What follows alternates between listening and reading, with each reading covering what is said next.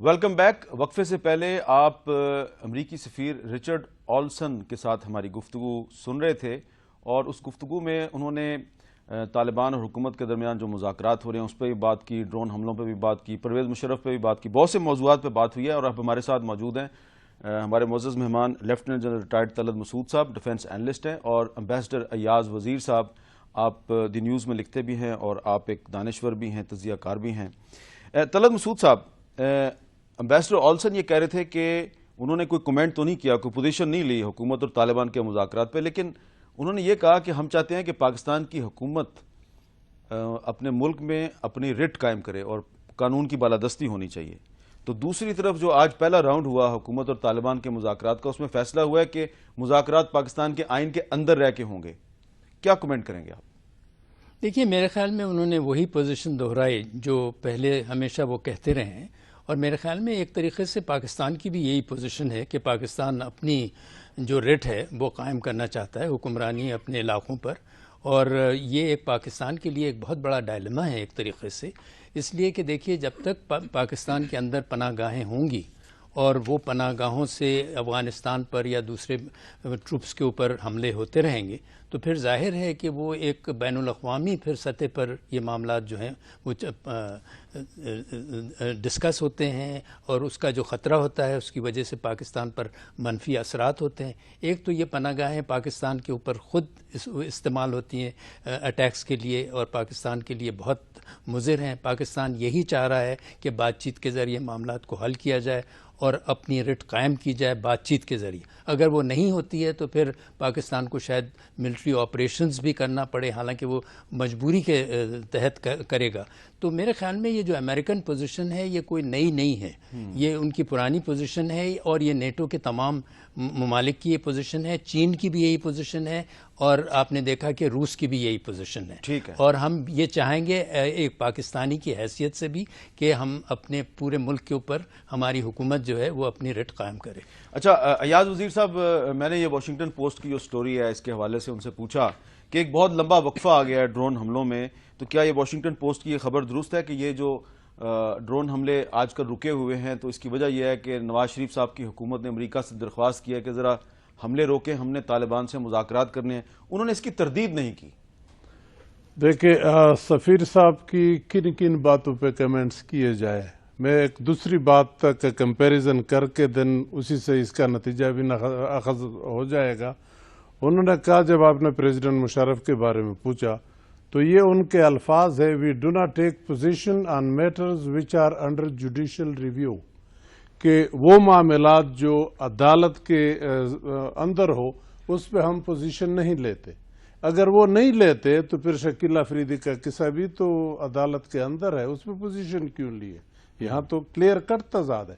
اسی طرح ڈرون معاملات جو ہیں ان پہ پہلے ان کی پوزیشن دیکھ لے، اب ان کی پوزیشن دیکھ لے. وہ ظاہر بات ہے اپنی انٹرسٹ کو دیکھتے ہیں، اسی حساب سے چلتے ہیں. اب امریکہ میں اسٹریٹجک ڈائلاگ ہو رہا تھا، سرتاج عزیز صاحب اور خواجہ آصف گئے تھے، وہ معاملات چل رہے ہیں. ادھر ہماری بات چیت کے امکانات شروع ہو گئے اپنے طالبان کے ساتھ، اور امریکہ بھی افغانستان میں چراغ اٹھائے طالبان کو ڈھونڈ رہے ہیں کہ کسی طرح وہ کارروائی کی جو اب کنڈیشن لگائی ہے کہ پاکستان اور امریکہ طالبان کو کسی طرح کنونس کر لے کہ میرے ساتھ بات کر لے، تاکہ بین الاقوامی فوجیں یا امریکن ٹروپس نکلنے سے پیشتر ہم کسی ایک بات پہ متفق ہو جائے کہ بعد میں خون خرابہ نہ ہو.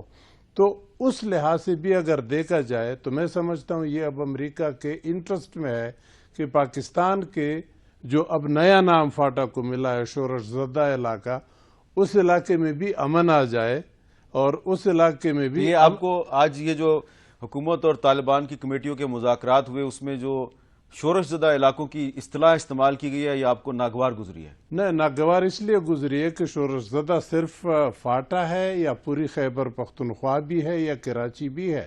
پورا پاکستان شورش زدہ ہے. اگر آپ اس طرح الگ کرتے ہیں تو پھر اتنی بڑی ہائپ کریٹ کرنے کی ضرورت کیا تھی کہ ہم بات کر رہے ہیں ملک میں امن لانے کی. تو یہ تو گویا آپ صرف فاٹا کے لیے بات کر رہے ہیں، قبائلی علاقے میں امن کے لیے آپ پریشان ہے.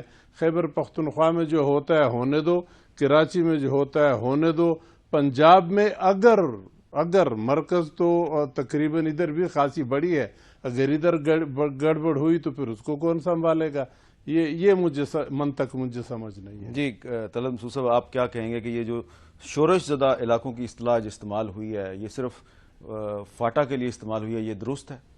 پورا پاکستان شورش زدہ ہے؟ دیکھیے میرے تو خیال میں کئی ایسے علاقے ہیں, جیسے انہوں نے خود کہا کہ کراچی کا ہے حالات کس قدر خراب ہیں, اور دوسرے مقامات پر بھی بہت زیادہ دہشت گردی وغیرہ, خاص طور سے خیبر پختونخوا میں کس قسم کے واقعات مسلسل روزانہ ہوتے ہیں تقریباً.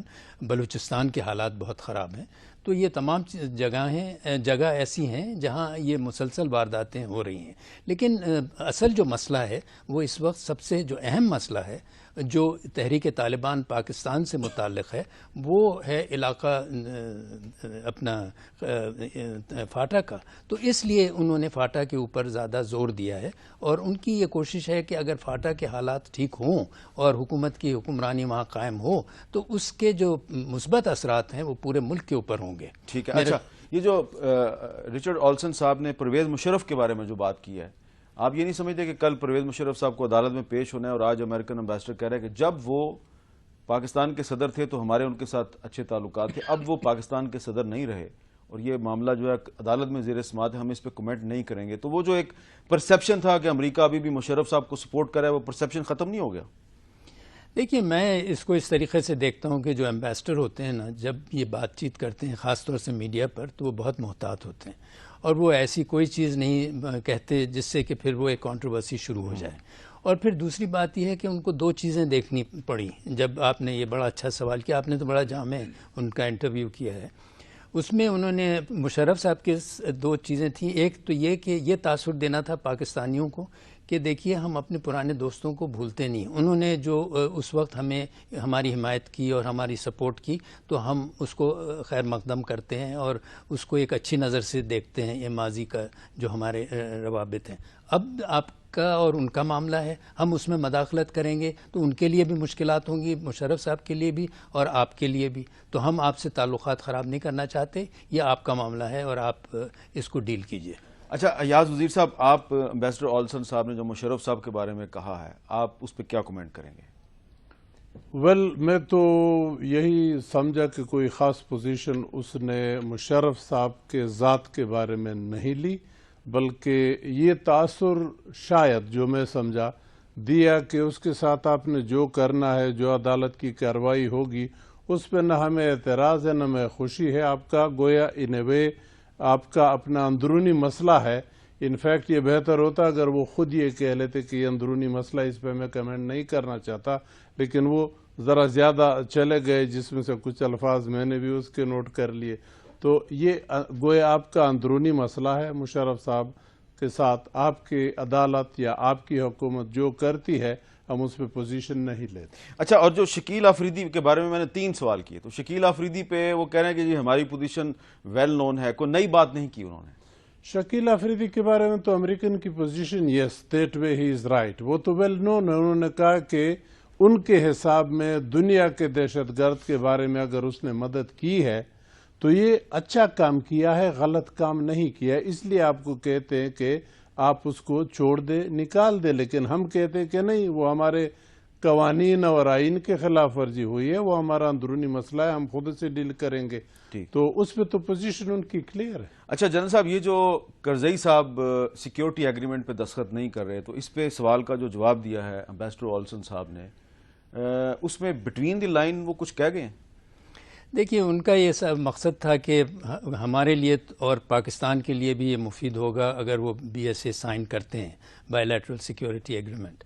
اور خیال یہ ہے کہ دیکھیے اس وقت پریزیڈنٹ کارزائی جو ہیں ان کو افغان طالبان نے یہ تاثر دیا ہے کہ اگر آپ ہم سے بات چیت کرتے ہیں اور ہم سے کوئی پیش رفت ہوتی ہے اس میں, تو یہ بڑا ضروری ہے کہ آپ BSA کو نہ سائن کریں.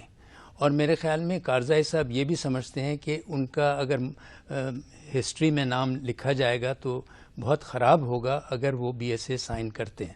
تو 2 وجوہات کی بنا پر وہ سائن نہیں کر رہے ہیں, لیکن یہ ہو سکتا ہے کہ تو آپ یہ سمجھ رہے ہیں کہ اگر کرزئی صاحب نے BSA پہ سائن نہ کیے تو پچھلے 10 سال میں وہ جو کچھ بھی انہوں نے کیا ہے وہ افغانستان کے لوگ بھول جائیں گے؟ نہیں، یعنی بڑی حد تک ان کو ایک طریقے سے مثبت فائدہ ضرور ہوگا، اور تاریخ میں ان کا نام اس میں نہیں آئے گا جو کہ غداروں میں، یا کہا جاتا ہے کہ افغانستان میں کچھ ایسے حکمران رہے ہیں تو وہ چاہتے ہیں کہ اپنی ہسٹری میں اپنے آپ کو ایک آپ اتفاق کرتے ہیں جنرل صاحب سے؟ دیکھیں، کارزائی کی پوزیشن دو اینگل سے دیکھی جا سکتی. پہلا دور ہے 10 سالہ، اس میں اس کی ذاتی یہ کنٹریبیوشن نہیں ہے ایگریمنٹ والا کہ ایگریمنٹ کر کے ٹھیک ہے صدر بنا، امریکہ آیا جبرن، سی آئی اے سے ڈالروں کی بوریاں لے کے وہ بانٹتے رہے. وہ دوسری بات ہے، لیکن امریکہ جبرن آیا، داخل ہوا، ملک پہ قابض ہو گیا. اس کے اندر اس کا بھی انٹرسٹ تھا، امریکہ کا بھی انٹرسٹ تھا کہ اس کے ساتھ رہے. لیکن اب جب جانے لیکن کا کرزئی کو اکیلا امریکہ نہیں لایا، پاکستان نے بھی کرزئی کو کابل میں بٹھانے میں رول پلے کیا. کئی عوامل اس میں تھے، لیکن چلے وہ تو ہو گیا. اب آئندہ کیا ہونا ہے اس کی طرف دیکھ لے کہ کارزئی صاحب، جیسے جنرل صاحب نے کہا یہ بات بھی صحیح ہے، اور کارزئی نے اب بڑے پتے کی بات کہی ہے. وہ تو رب کا پتہ بقول شخص ابھی پینک کا ہے کہ اس نے کہا کہ اگر مجھ سے سائن کروانا ہے، حالانکہ اس نے کہہ دیا کہ میں اپریل اپنے صدارت کے دور میں نہیں کروں گا، اگر میرے بعد بھی کسی نے کر لیا تو بڑی بات ہوگی، گویا کوئی نہیں کرے گا. لیکن ابھی تو رب کا پتہ یہ ہے کہ امریکہ اور پاکستان اگر طالبان کو میرے ساتھ بٹھا دے تو شاید میں سوچ لوں گا. یہ بڑی بات ہے. چلیں یہ بڑی بات ہے، لیکن ایک وقفہ، اور وقفے کے بعد ہم نے بھی ابھی کچھ بڑی باتیں کرنی ہیں.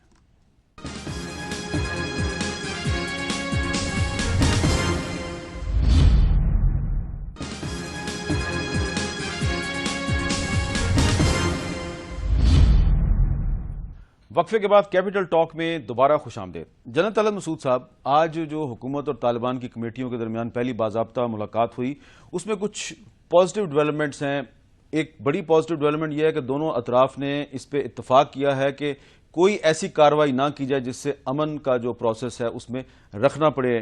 Don't you think that it's a good development? جی بالکل، یہ تو بہت مثبت ہے کہ تحریک طالبان پاکستان جو ہے وہ دہشت گردی کے واقعات نہ کرے، اس پر ہاتھ روک لے، اور پاکستان جو ہے کوئی ملٹری آپریشن نہ کرے. تو یہ میرے خیال میں اچھا ماحول جو ہے کریٹ ہوگا، اس میں تو کوئی شک نہیں ہے. اچھا، اور یاد وزیر صاحب، یہ جو انہوں نے مطالبہ کیا ہے کہ ہمیں پرائم منسٹر، آرمی چیف اور DG/ISI سے ہماری ملاقات کروائی جائے، طالبان کی کمیٹی کا مطالبہ ہے، اس پہ آپ کیا کہیں گے؟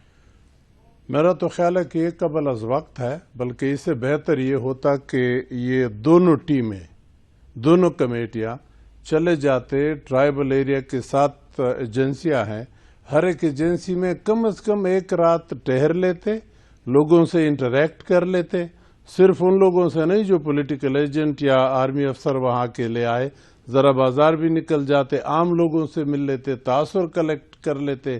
اور پھر کچھ علاقے جو بالکل تباہ حال ہے، جیسے میرا بس چلے، ان کو ہیلی کاپٹر میں بٹھا دوں، جنڈولا میں اتار دوں، اور وہاں سے گارڈز کے ساتھ سڑک پہ جنڈولا سے پرانے وانا کے روڈ پہ لے جاؤں، دیکھ لے کہ وہاں کیا ہو رہا ہے. وہاں تو کچھ بھی نہیں ہے، وہ تو ویران سڑک ہے. اس لیے تو میں دکھاتا ہوں کہ وہ دیکھ تو لے کہ گراؤنڈ ریالٹیز اور وہ لوگ کہاں ہے.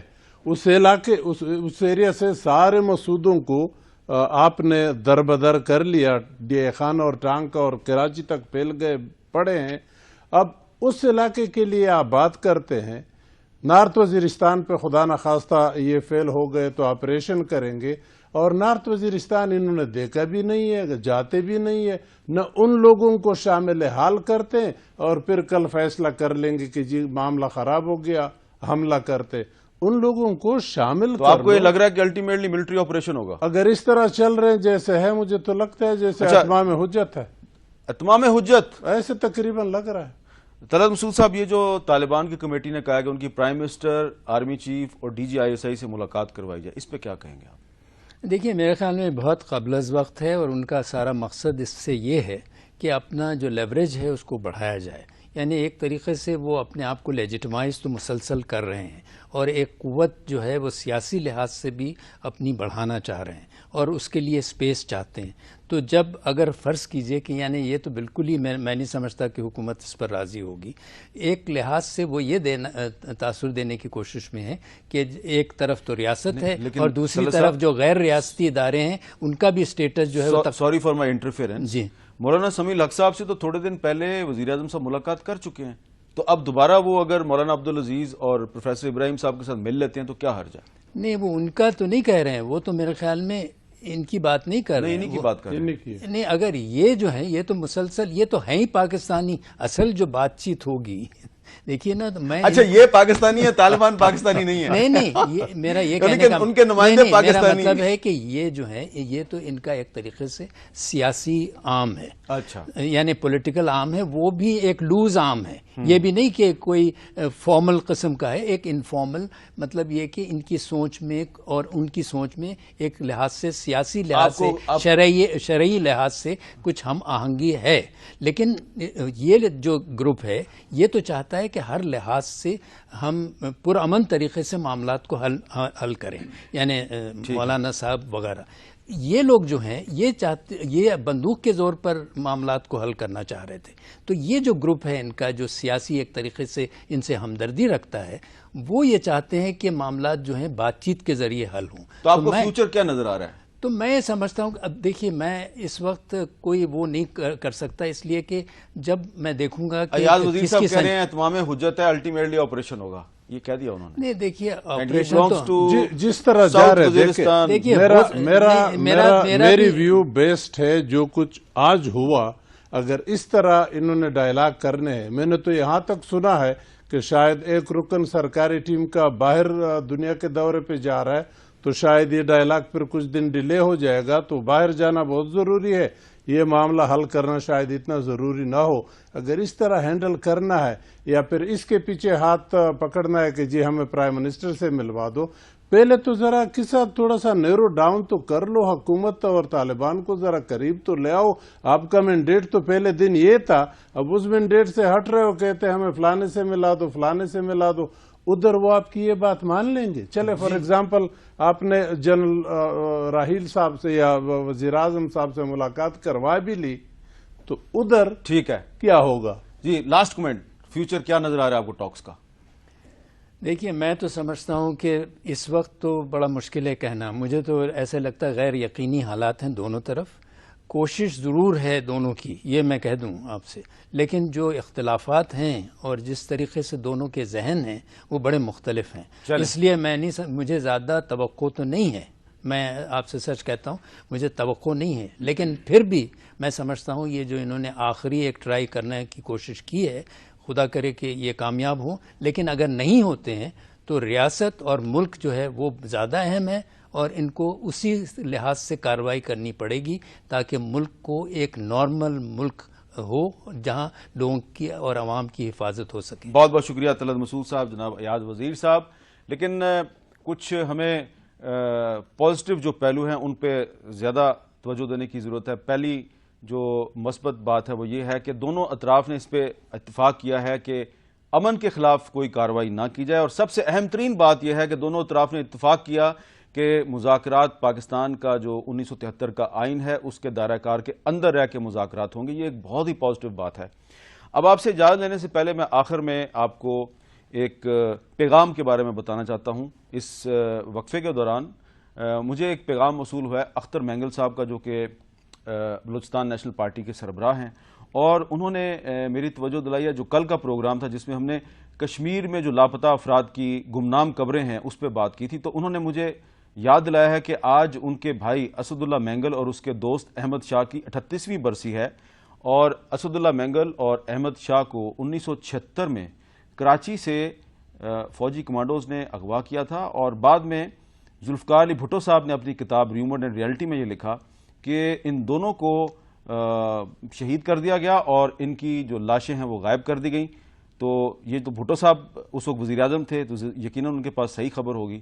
اسد اللہ مینگل صاحب یہ کہہ رہے ہیں کہ 38 سال ہو گئے آج میرے بھائی کی اور اس کے دوست احمد شاہ کی 38ویں برسی ہے، خدارا کوئی مجھے یہ بتا دے کہ میرے بھائی کی قبر کہاں پہ ہے، کیونکہ ان کو آج تک یہ نہیں پتا کہ ان کے بھائی کی قبر کہاں پہ ہے۔ تو جن لوگوں کو غائب کر دیا جاتا ہے اور ان کی قبروں کا بھی پتہ نہیں چلتا، تو ان کے لواحقین ضروری نہیں کہ سردار عطا اللہ مینگل اور اختر مینگل کی طرح پاکستان کے آئین پر اور جمہوری عمل پر اعتماد رکھیں، ان میں سے کوئی نہ کوئی بندوق بھی اٹھا لیتا ہے۔ تو جب آپ بندوق اٹھانے والوں کے ساتھ مذاکرات کرتے ہیں تو اس پہلو کو بھی ذہن میں رکھیے کہ آج اسداللہ مینگل اور احمد شاہ کی 38ویں برسی ہے اور ان کے خاندانوں کو ان کی قبر کا کچھ نہیں پتا. اجازت دیجیے، اللہ حافظ.